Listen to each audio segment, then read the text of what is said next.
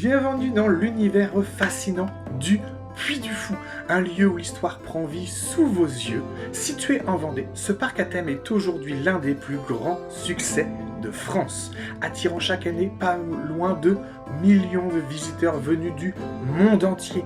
Mais ce qui est aujourd'hui un lieu de divertissement mondialement connu a commencé de façon bien plus humble. C'est parti pour découvrir l'histoire de cette aventure hors du commun, de sa création à son expansion internationale, le Grand Parc du Puy du Fou.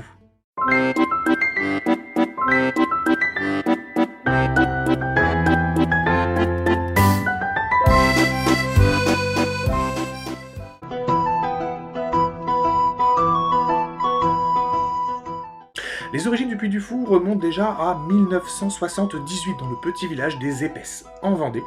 Philippe de Villiers, un homme passionné par l'histoire et la culture, est le créateur de ce projet. Lorsqu'il achète un terrain abandonné, il ne rêve pas encore de créer un parc d'attractions, mais simplement un spectacle historique.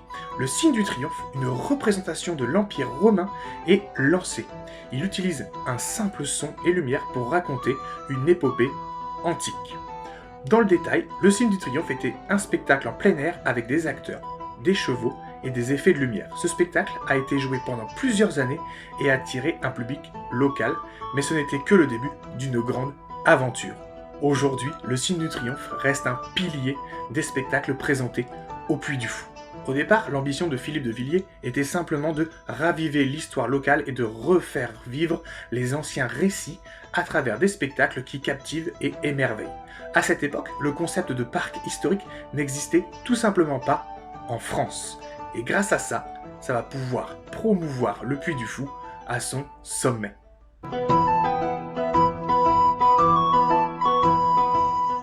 1989 est créé le Grand Parcours, qui est l'ancien nom du parc.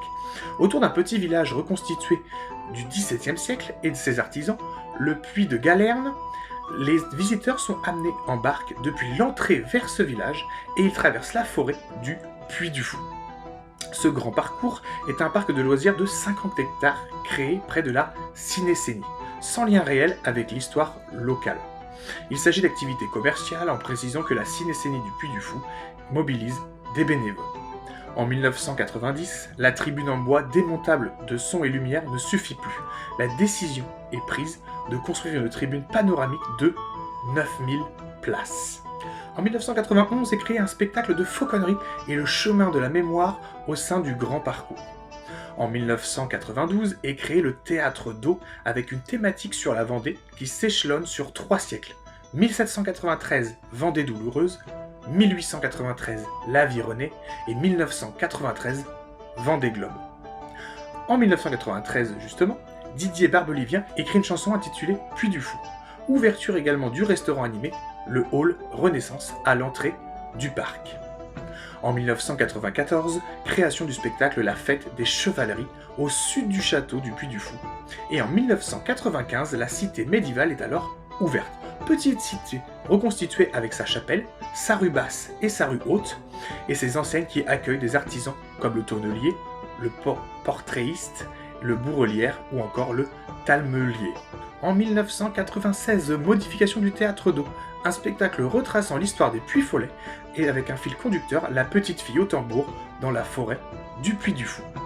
En 1997 est créé le Fort l'an 1000, un spectacle mettant en scène des Vikings avec des effets spéciaux, notamment un drakkar surgissant du fond des eaux. Y voit le jour la légende de Saint Philibert. Nous voici revenus tout près du millénaire, au sommet du donjon du premier Puy du Fou, sur la première motte, tout près des premiers êtres, au péril des fossés, des barbares et des loups.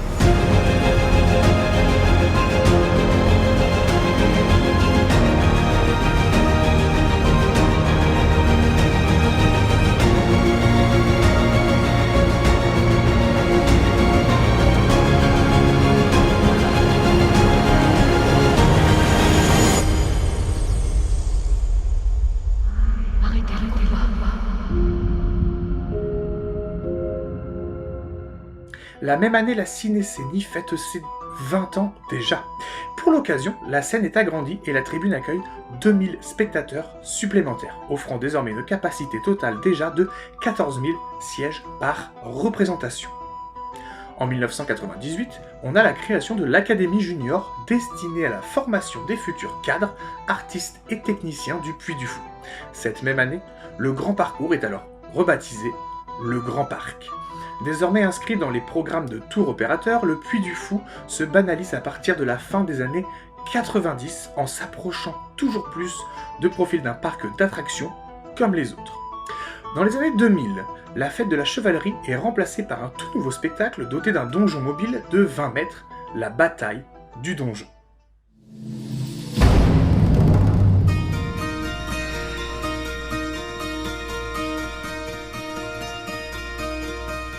Je suis Marguerite. Le chevalier Fulgent vous attend pour vous présenter son escorte de cavaliers. Jeanne, voici nos cavaliers d'élite.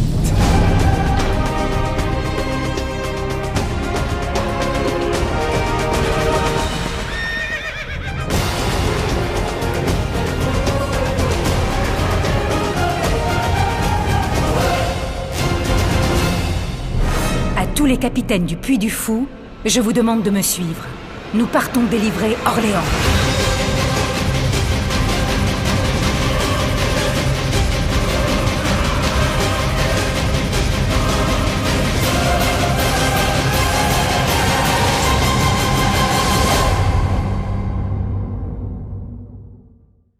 En 2001, création des gladiateurs et inauguration du stadium gallo-romain, un colisée de 115 mètres de long inspiré des arènes de Nîmes, où se déroulent courses de chars, combats de gladiateurs.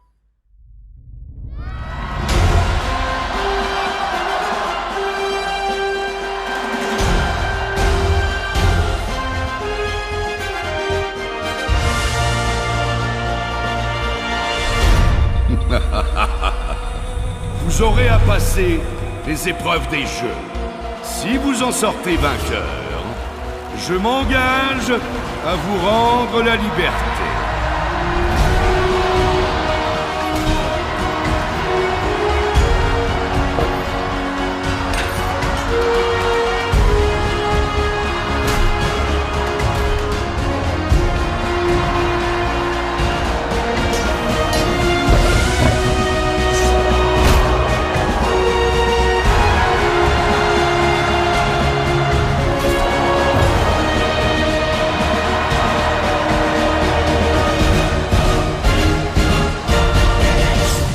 En 2003, le spectacle de fauconnerie est remplacé par le bal des oiseaux fantômes, mettant en scène entre 140 et 170 faucons, vautours et autres rapaces tout au long de ce spectacle.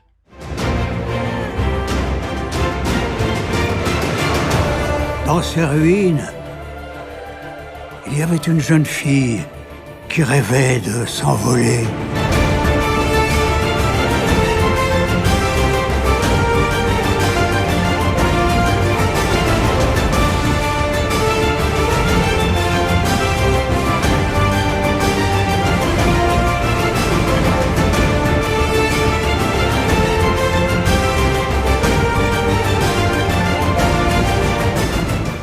En 2004, un bourg 1900 est construit à l'entrée du Grand Parc du Puy du Fou.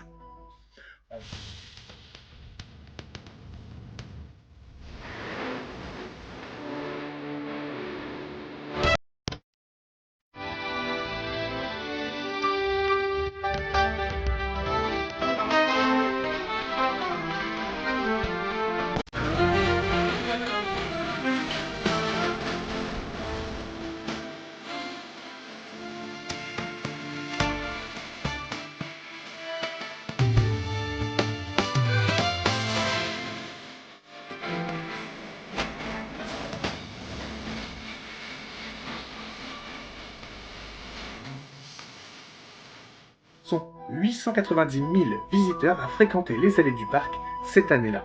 Ils sont 380 000 à se rendre à la Cinécénie. C'est le début de la grande expansion du Grand Parc du Puy du Fou. En 2006, le Grand Carrousel est construit. Théâtre de 6 000 m² dont le rideau est alors le plus grand du monde. 80 mètres de long, 13 mètres de haut. Pour y présenter le spectacle de Cap et d'épée, Mousquetaires de Richelieu. La saison... Le grand théâtre équestre créé au Puy du Fou vous envoie son salut. Tu n'as rien pour te battre. Non, pas les qualités. J'ai juste une épée. Alors, viens nous chercher.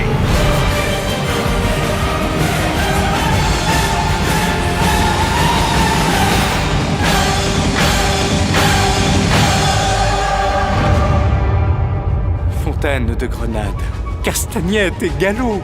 Je rêve que l'eau jaillisse sous le pas des chevaux.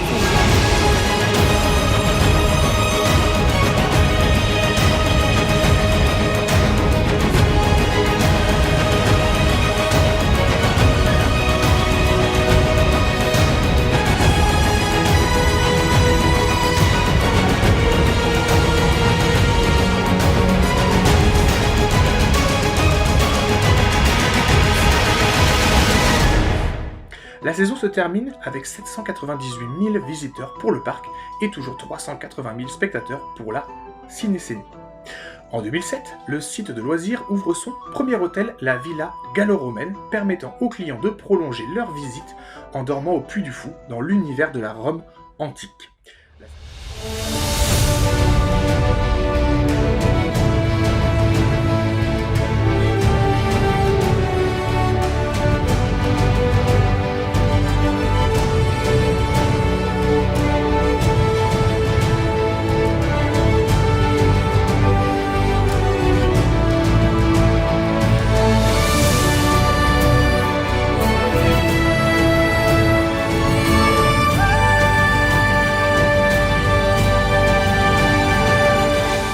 La saison se termine cette année-là avec 827 000 visiteurs pour le parc et la Cinécénie qui n'a pas bougé reste complète avec 380 000 visiteurs. En 2008, deux nouveaux spectacles sont créés, l'Odyssée du Puy du Fou à l'emplacement du Théâtre d'eau et un voyage interactif dans l'histoire du lieu du Puy du Fou de Rome à nos jours et un spectacle de marionnettes, la légende de Martin.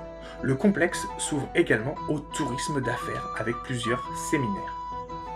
En 2009, deux spectacles sont alors créés, les Grands Os et les Orgues de Feu. Deux spectacles nocturnes cette fois. Cette même année...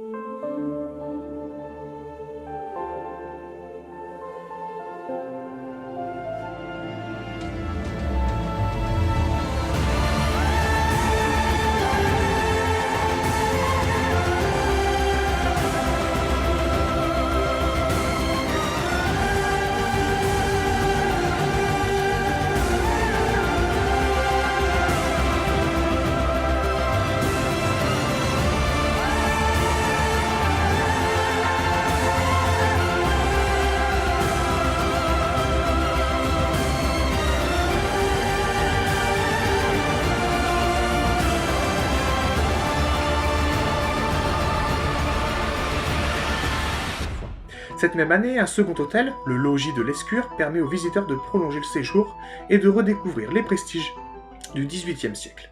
Au cours de cette même...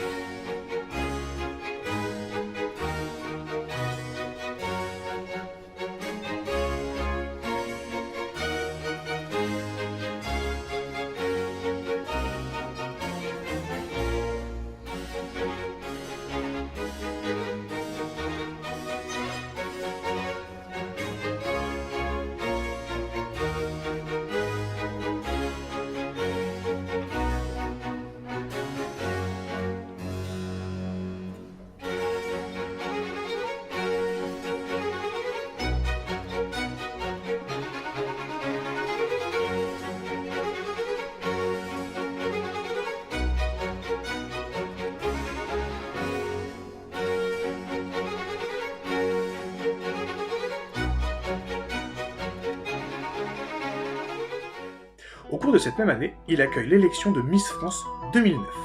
Le nombre d'entrées se chiffre à 1,44 million, y compris les 400 000 de la Cinécénie et les 70 000 des spectacles de Noël. En 2010, la bataille du donjon est remplacée par le spectacle qui se déroule pendant la guerre de 100 ans, Le Secret de la Lance. Cette année-là aussi, un troisième hôtel est créé à hauteur de 11 millions d'euros, les îles de Clovis, un véritable cité lacustre qui transporte les visiteurs au temps des Vikings.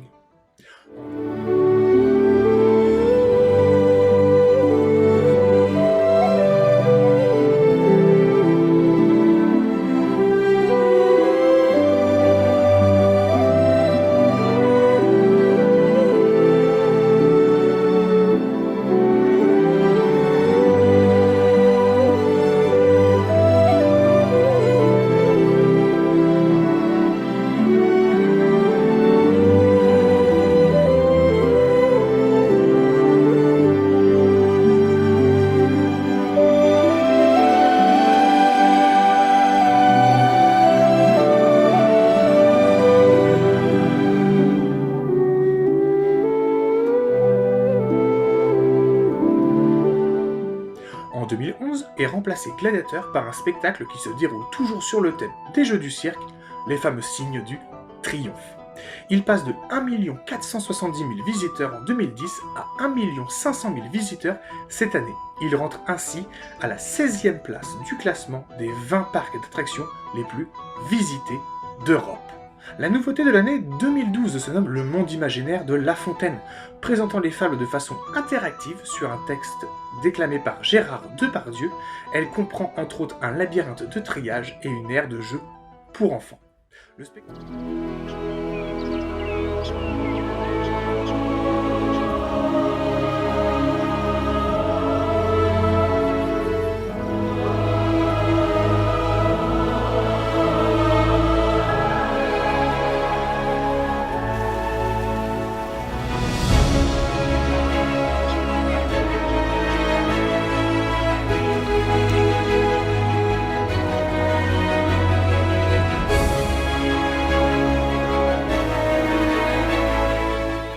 Le spectacle Le Magicien Ménestrel est remplacé par une nouveauté en 2013, Les Chevaliers de la Table Ronde.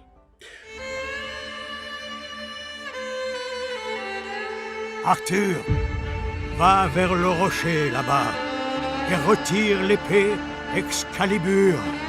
Alors, tu seras le roi.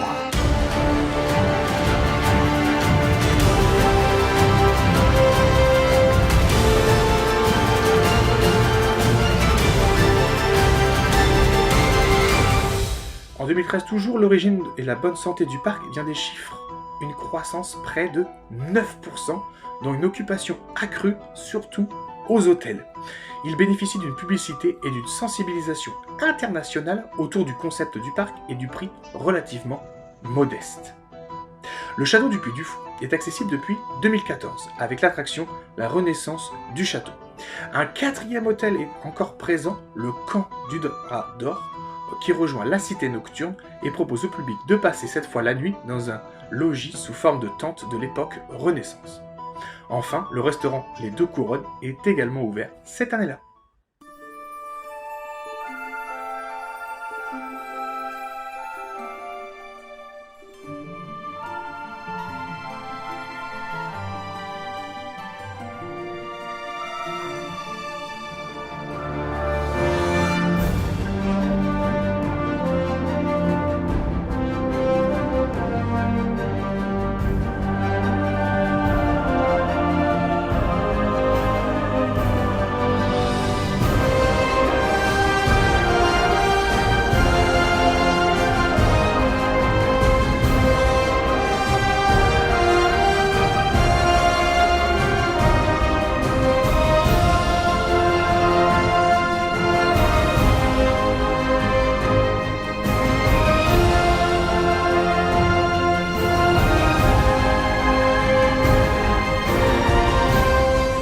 En 2014, le Puy du Fou accueille près de 2 millions de visiteurs, soit une augmentation de 10% par rapport à 2013.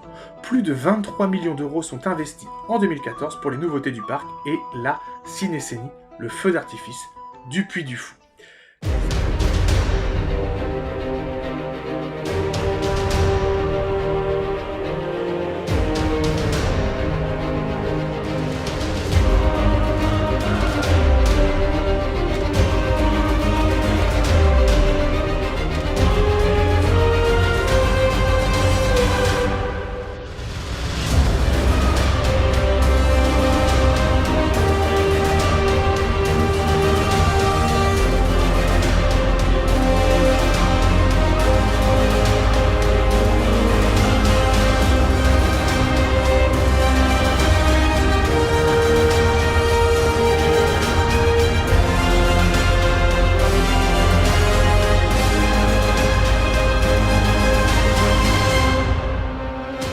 Les Amoureux de Verdun sont présentés l'année 2015. Le théâtre des...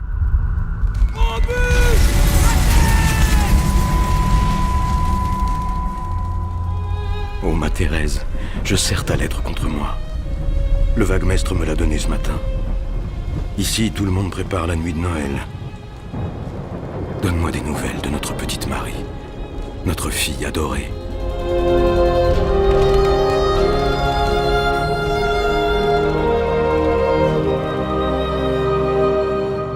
Théâtre des Géants, lui, est inauguré en 2016. Cette salle est équipée en son centre d'une tribune rotative où siègent les spectateurs. Avec 2400 places, le Théâtre de Géants accueille une création originale, le dernier Panache.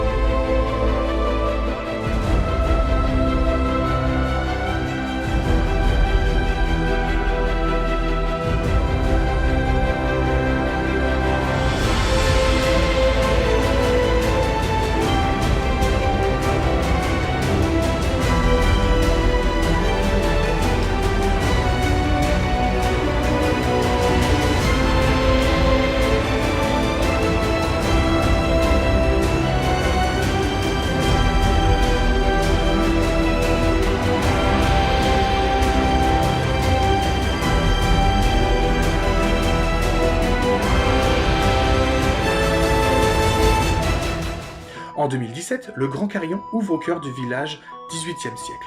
Ce spectacle musical met en scène 4 paysans se retrouvant autour d'un carillonneur pour reprendre des chansons paysannes populaires. Le 16 juin 2017, le Puy du Fou fête la 40e année de la Cinécénie avec la construction du village du Rempart. Il s'agit d'un nouveau décor village de 70 mètres à la gauche du château. En 2018 est inaugurée alors une création également originale, les Mystères de la Pérouse.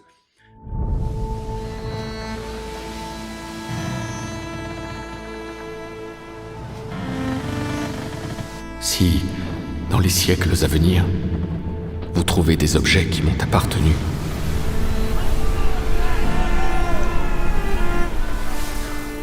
ne les considérez pas comme des vestiges, mais plutôt comme des témoignages de ces marins qui, au bout du monde, ont donné leur vie pour la gloire de la France.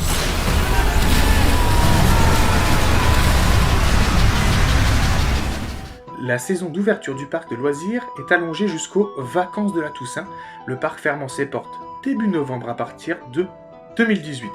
Pour la première fois depuis 2006, le parc n'ouvre pas lors des fêtes de Noël. Des travaux d'embellissement du Grand Carrousel ayant lieu lors de la période hivernale, le spectacle de Noël ne peut être joué.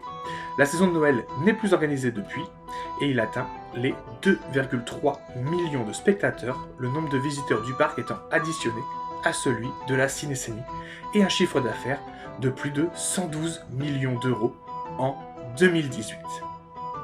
En 2019, le premier royaume ouvre ses portes dans le parc et remplace l'Odyssée du Puy du Fou. Cette attraction raconte l'histoire de Clovis, le premier roi des Francs. Franciliens, les Romains sont à nos portes!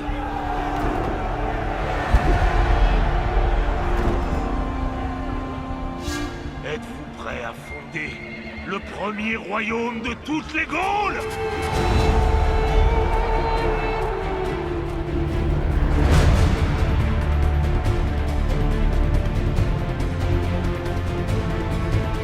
Pour la saison 2020, 62 millions d'euros sont investis dans 3 créations originales. Un hôtel 4 étoiles ainsi qu'un espace consacré aux événements d'entreprise. L'ouverture du parc pour les saisons 2020 et 2021 doit être repoussée en raison de la pandémie du Covid-19 qui a impacté tous les parcs de France. En 2022, le parc Puy du Fou fête ses 45 ans et le chiffre montera 2 342 200 entrées. Le spectacle Signe du Triomphe est renouvelé avec le remplacement de l'épreuve des fauves par une épreuve de nomachie. À ceci près qu'il n'y a eu ni eau ni bassin dans l'arène. La saison se termine alors avec 2 342 200 entrées. Pour la saison 2023, le parc présente le Mime et l'Étoile, un grand spectacle d'un nouveau bâtiment construit entre le dernier Panache et le Café de la Madelon. Le thème est le cinéma muet pendant la Belle Époque, et ce fut un vrai carton.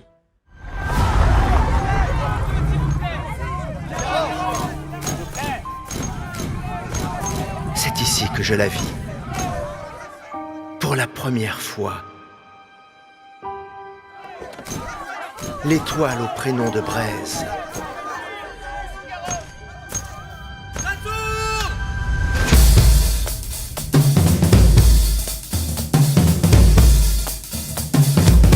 Garance.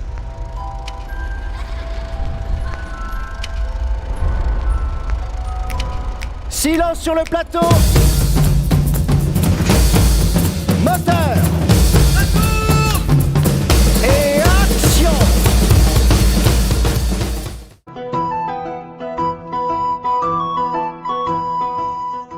Après plusieurs années de succès en France, le Puy du Fou se lance dans l'international. En 2011, le parc ouvre une première antenne en Espagne, à Tolède.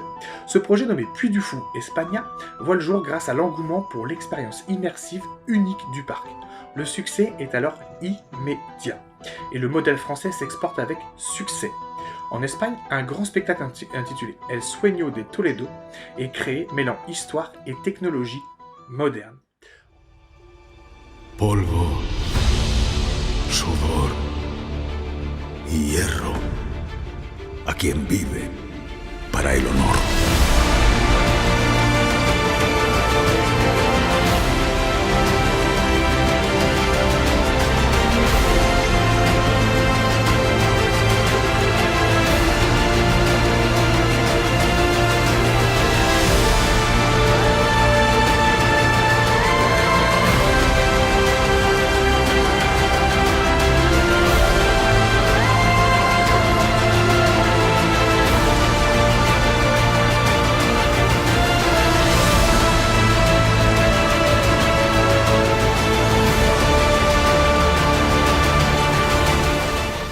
En 2019, le parc annonce son intention de s'étendre encore plus loin avec des projets de parc en Chine ou encore en Amérique du Nord. Ce projet global marque une étape importante dans l'histoire du Puy du Fou et son concept unique centré sur l'histoire vivante devient une marque internationale.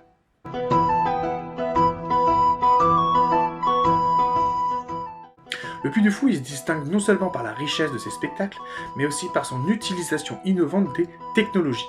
Dès ses débuts, le parc fait appel à des effets spéciaux et à des décors évolutifs. Les premières innovations techniques, comme les projections vidéo et les effets pyrotechniques, contribuent à plonger les spectateurs dans des récits historiques impressionnants. L'utilisation de drones dans certains spectacles récents, notamment pour la Nuit des 30 Glorieuses ou le Bal des Oiseaux Fantômes, permet de créer des chorégraphies aériennes spectaculaires, en plus de sublimer l'expérience visuelle. Les grandes scènes du Puy du Fou intègrent également des éléments numériques comme des hologrammes, des projections 3D. Les spectacles n'ont pas seulement une reconstitution historique, ce sont des expériences multimédia à couper le souffle.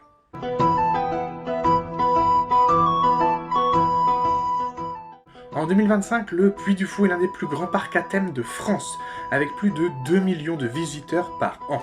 Le parc a su se renouveler sans jamais perdre son âme. Il propose toujours des spectacles où le passé et la magie du spectacle vivant se rencontrent. Des spectacles comme Le Dernier Panache, une aventure inspirée de la Révolution française, ou Les Mousquetaires de Richelieu continuent à fasciner les spectateurs par leur grandeur et leur précision historique. Le Puy du Fou, c'est également un lieu d'innovation continue. Des nouveaux spectacles sont lancés chaque année avec des thèmes variés, de la Révolution française à l'époque des mousquetaires, en passant par la Renaissance et les Vikings. Cet étrange château enveloppé par la nuit, né de choix très anciens devenus des raisons mortes, mais qui a su garder au creux de ses murailles le souvenir jaloux du passé. Abandonnez-vous donc à la complainte de ces ruines douloureuses, qui nous redisent à peine ce que fut cette demeure, et qui pourtant porte la trace des artisans qui l'ont élevée et des soldats qui l'ont assailli. Et puis, laissez-vous bercer par l'étang qui somnole et fredonne sa chanson d'eau. Écoutez le silence des chemins creux qui se recueillent pour vous faire confidence de ce qu'ils ont entendu. Et toutes ces pierres mutilées par le temps sortiront de leur nuit, reprendront vie pour un instant. L'histoire de la France vous remontera au cœur. Féerique et grandiose. Le Puy du Fou est bien plus qu'un simple parc à thème. Il s'agit vraiment d'un lieu où l'histoire est vécue, où la magie de la reconstitution historique séduit à chaque coin de rue.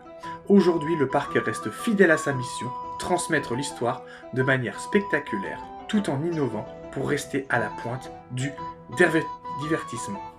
Avec des projets d'expansion à l'international et des spectacles qui continuent de captiver des millions de visiteurs, le Puy du Fou a su créer une véritable identité. Son futur semble aussi radieux que ses débuts. Merci d'avoir suivi cette histoire du Puy du Fou avec moi. Si vous avez aimé cette vidéo, n'hésitez pas à liker et surtout à commenter. Est-ce que vous avez déjà visité le Puy du Fou? Surtout, quel spectacle vous aimez le plus? Quel hôtel vous avez déjà fait? Et si vous n'avez jamais été au Puy du Fou, foncez parce que c'est un très très bon parc. Moi, je compte le faire chaque année, n'hésitez pas. Il y a déjà des vidéos sur la chaîne sur la présentation du parc sur 2 jours, où on prend bien le temps.